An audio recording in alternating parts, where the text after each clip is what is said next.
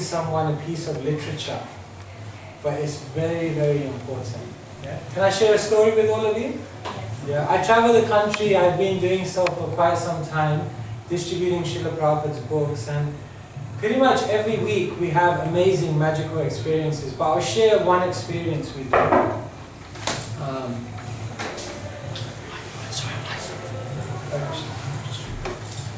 I'll share one experience with you. This year, we were traveling in the southwest of England, you know, like Plymouth, Exeter, that kind of area. So one day we decided to go to a place called Torquay. Anyone ever been to Torquay? It's quite a very nice place, actually, isn't it? A nice place. It looks like somewhere from Europe, actually.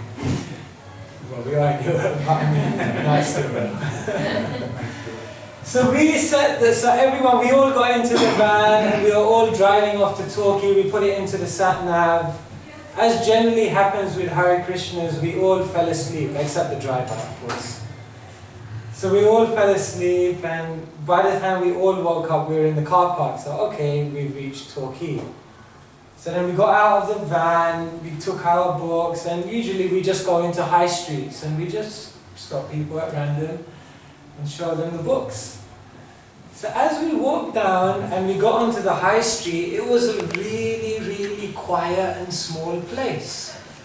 So I looked at the driver and I said, hang on, I've been to Torquay before and it was busier than this. So then we stopped one of the passers-by and we said, like, where's the town centre? Where's the high street? He said, this is the high street. I said, no, I've been to Torquay before, it's busier than this. He said, Torquay? He said, you're not in Torquay. He said, you're in Paynton, Torquay's still 10 minutes down the road. So then we realized, oh my God, the driver brought us to the wrong place. Anyway, time was moving on, so we thought, okay, we better just get into the van and just go to the right place. So I rushed off to get the van. The other boys, they were waiting on the street corner. So they thought, anyway, Krishna must have brought us here for some reason, right? Because Krishna's in control. That was the driver's excuse anyway. So I tell you, I was literally 2 minutes. I ran to the car because I was in a, I wanted to get to the next place. In 2 minutes, so then they were standing on the street corner and they said, anyway, let's at least stop one person and see what happens. So there was hardly anyone in the town. Finally, someone walked down the street. So then one of our devotees, he stopped this man. And he said, we're monks, we're from London, we're teaching people about spirituality, karma, check this out. So he was immediately very interested. So he took a book and he said, you wouldn't imagine what I was just doing. So the devotee said, what were you doing? Good, bad or ugly? He said, I was just on the beach, because Torquay is on the coast. He said, I was just on the beach chanting Hare Krishna. Like, how did you know about Hare Krishna? And then he told us his story of how he had begun chanting. And luckily on that day, we had a camera with us. So we interviewed him. So can I show you his interview? Yeah. This is how this man began chanting Hare Krishna.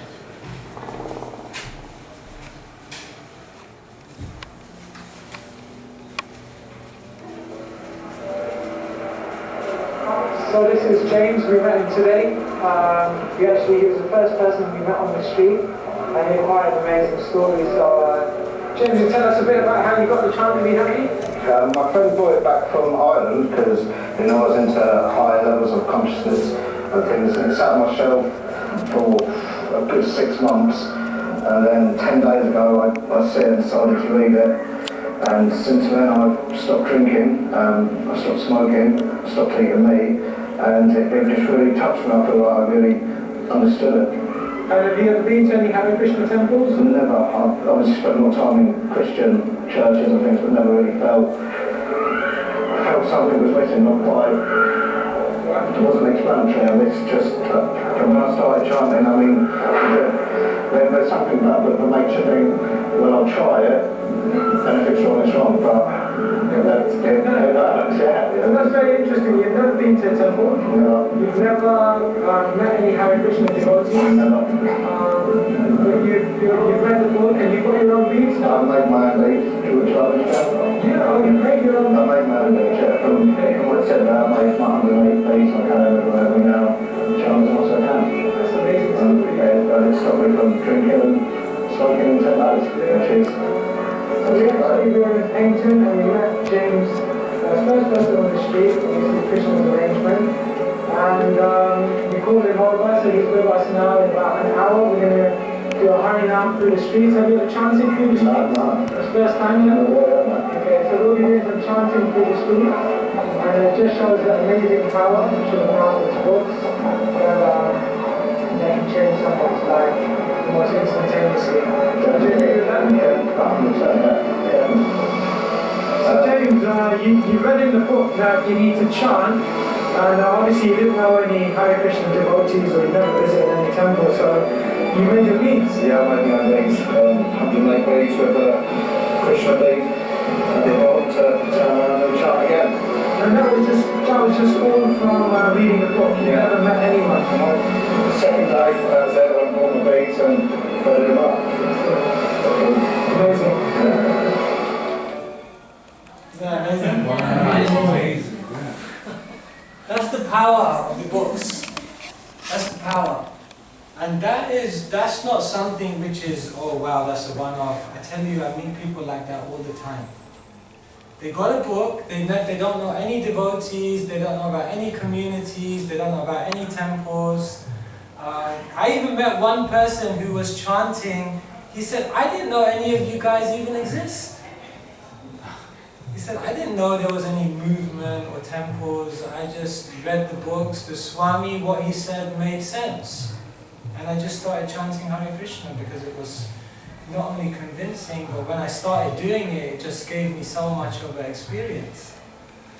So when you put a book out there, or a BTG, or a piece of literature, you don't know where that book or that piece of literature is going to go, who's going to pick it up, and how it's going to change someone's life. Yeah, these pieces of literature, maybe in today's day and age, it's not the best kind of analogy to give, but they're like time bombs. In the sense that they're out there and it may not act immediately, but at some point someone will pick it up and it will really contribute to their life. So this act of kind of giving someone a book or introducing them to Krishna in this way is very, very powerful. Yeah? So don't be in any doubts about what you do. If you manage to really just get some magazines out there, encourage a few people to subscribe, it will really contribute to their life.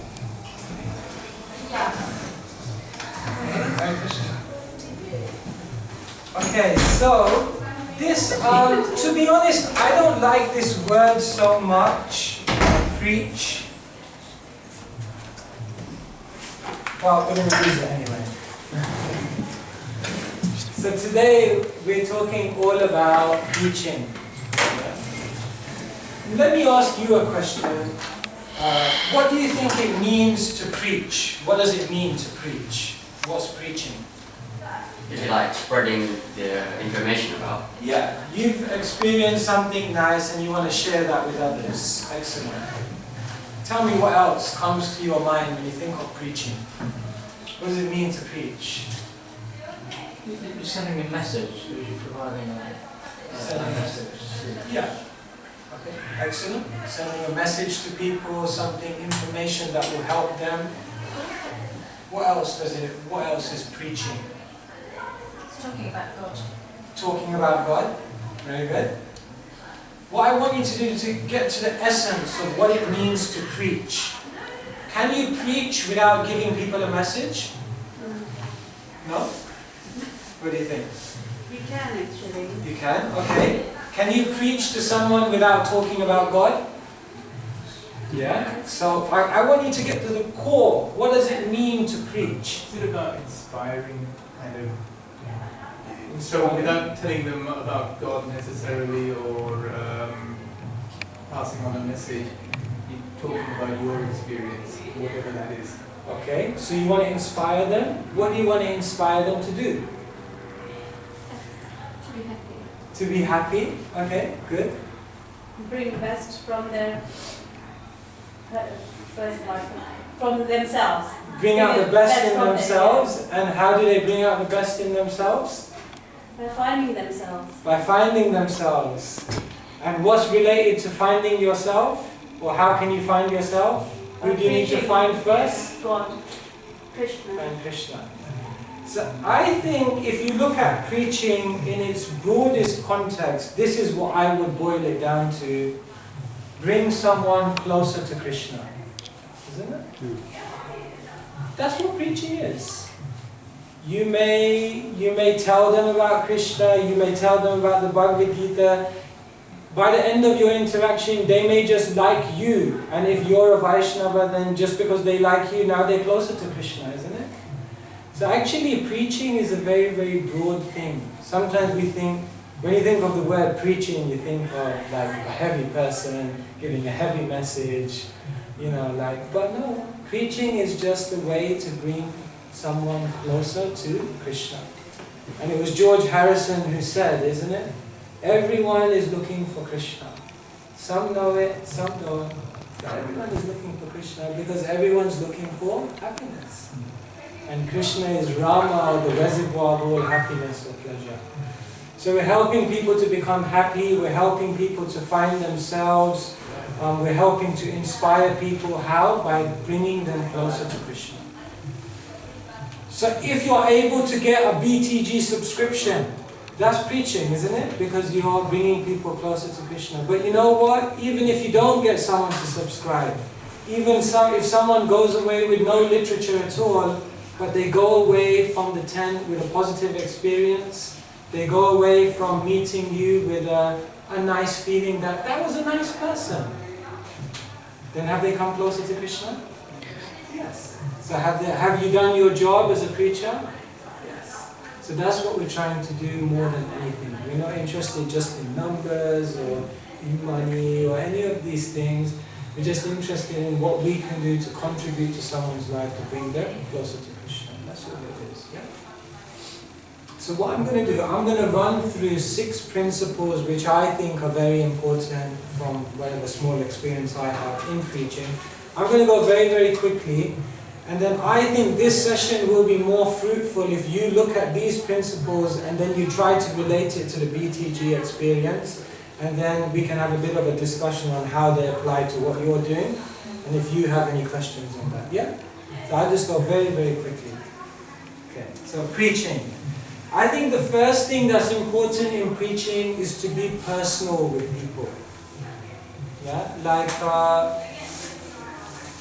when we try to introduce bhakti or introduce Krishna to someone, this knowledge goes from heart to heart. So you have to try to be very, very personal with other people. Yeah? When you meet someone, try to create a very relaxed atmosphere. Humor is always good. Smiling is very, very important. In some way, when you meet someone for the first time, there are many, many barriers, actually.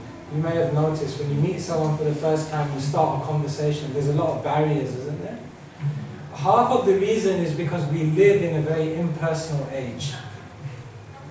The world we live in is so impersonal. It's like you go on the train and you're sitting opposite someone, but have you noticed people will never look each other in the face?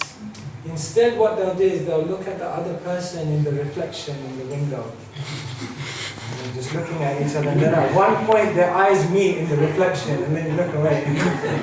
It's such an impersonal age we live in. Just the other day I was in Northampton, and I went past the Costa Coffee, and there were these 4 university students around the table, and they were all on their mobile phones. All 4 of them. I thought, anyway. And then I came back 1 hour later and they were still sitting there and all of them were on their phones. because it's such an impersonal, face-to-face communication. So when we preach and when we're speaking to someone, the first thing is you have to try to be very personal with them. Try to create a relaxed atmosphere, ask them how they're doing. Try to tell them something about yourself, try to ask something about them. Not too personal, but light questions. And especially if you're at Janmashtami, just ask them light questions, How have you been for darshan? How are you enjoying the festival? Is this your first time here? The simple kind of questions, just to be a bit more personal with them. Hi, nice to meet you, introduce yourself, tell them a bit about yourself. Then immediately you lay the ground to be able to have a deeper conversation with people. Yeah? So I'm just going to go quickly and then we can talk more about it. Another important thing then is that you have to relate to people. Now you're going to try to tell them something about Krishna or something about spiritual life, so you have to make it relevant for someone. So the first way in which we can begin to make something relevant for someone is first we have to know something about them, isn't it? So there are always good questions that not only create a nice atmosphere, but give you an idea of where this person's coming from. So you can, for example, in the BTG experience, you could ask them questions like, how often do you come to the temple? Did you grow up in a Hindu family, or did you come to the temple from a young age? You can ask them, if they've done or read any of our books already. You can ask them, if they've done any kind of spiritual things, meditation, yoga. These are like light questions, but in your mind, what you're building up is a picture of this person. And then when you begin to explain what the Back to Godhead is, or what Krishna and devotional service is all about, you can tailor-make it for them. Right? So if someone says like, yeah, I'm an investment banker in the city, I work for JP Morgan. That's basically my brother. So then what you do is you begin to talk about things that are relevant to such a person. So what does such a person go through? Stress, busy lifestyle, all of these things. So you can say like, yeah, so it must be quite a stressful lifestyle. Have you done any meditation? Have you looked into like spiritual lifestyle, diet, all these things? Yeah, the Bhagavad Gita actually talks about all this stuff. It can really help you. In other words, relate to someone. Yeah, we need to know someone's needs, interests, and concerns. If you know someone's needs, interests, and concerns, then when you speak to them, they will immediately be more attentive. Otherwise, you'll say so many things, and then it won't be related to someone if you have a pre-prepared speech. Hello, nice to meet you. I'm from the Back to Godhead team, and today we're distributing these magazines. They're all about karma, reincarnation, meditation. Well, actually, I'm a Christian. It's like all of that was just irrelevant for that person. But if you had asked him first, like, where are you coming from? No, I've never been to the temple. I actually come from a Christian background. Oh, wow, that's amazing. Do you know Christianity and the Vedic teachings have so many things in common? This aspect. So build bridges. Yeah? We need to relate to people. If you don't relate to people, you can have the best philosophy, but just someone will just think, it's not relevant to me, so what's the point? Yeah? If you don't make Back to Godhead relevant for the person, then why would they take it? Maybe just because you have a nice smile. Many people aren't that compassionate. So we have to relate, yeah? Try to make it more relatable to people. The other thing is, when you speak to someone and relate to them, then you have to be very engaging. Have you noticed that people in this day and age have a really short attention span? Have you noticed? People just, it's because of the culture we live in.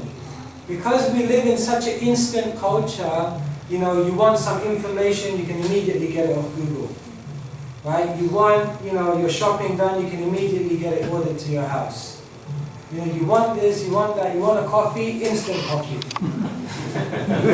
Because we're living in such an instant culture, people have no patience.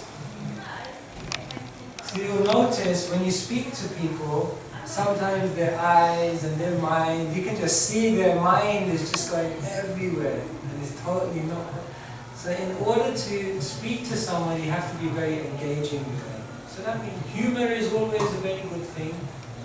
Like engage with people, tell some joke, sometimes tell some joke about yourself or something, like breaks the ice and immediately draws people in. Like someone was just telling me the story that one time Srila Prabhupada was he was giving a lecture like this, and then from the back of the audience, one man, he stood up and he said, "I am God, I am God. I've realized I am God." And he was just shouting like this, and he came all the way to the front. And then he was on the edge of the stage and he was just shouting, like right in the middle of the talk, "I am God, I am God." So Prabhupada was just sitting there. Then finally he ran out of things to say. So then Prabhupada looked at him. Prabhupada was on the mic, of course, and he said, "Are you finished?" So, well, he had run out of things to say, so yeah, I'm finished. So Prabhupada looked at him and he said, "Do you know what God is?" So the man, he didn't know how to reply. So Prabhupada said, God is the controller. So then Srila Prabhupada looked at him and he said, "Are you the controller?" So then he was flustered over it. He says, "Well, sometimes I am the controller." So Prabhupada said, "Yes, sometimes you are the controller. In the office, you are the controller. But at home, you are controlled." And then everyone started laughing, and even he started laughing because he realized, yes, my wife controls me at home. So like that, Prabhupada got the message through in a very nice way, in a humorous way, very engaging. So when you speak with people, try to be very engaging, try to ask them questions. One important thing is the art of conversation is actually in listening. Actually, sometimes we think preaching means we have to say many, many things. But if you can let the person speak to you and hear them, that's actually very good, because they'll definitely be attentive if they're speaking.